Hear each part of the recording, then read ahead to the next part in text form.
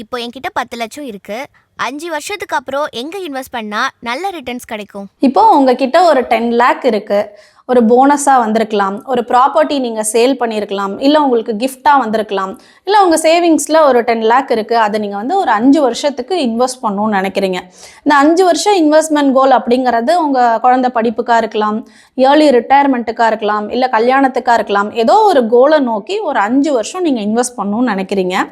அதெல்லாம் okay. But உங்களோட அமௌண்ட்டை நீங்கள் டபுள் ஆக்கணும் அப்படிங்கிறது தான் உங்களோட எக்ஸ்பெக்டேஷன். 5 இயர்ஸில் இன்னைக்கு நீங்கள் ஒரு 10 லேக் இன்வெஸ்ட் பண்ணியிருக்கீங்க அப்படின்னா 5 வருஷம் கழிச்சு அது ஒரு 20 லேக்காக இருக்கணும். அப்போ நான் எதுக்குள்ள இன்வெஸ்ட் பண்ணணும் அப்படிங்கிறப்பல தான் உங்களோட கொஷின் இருக்குது.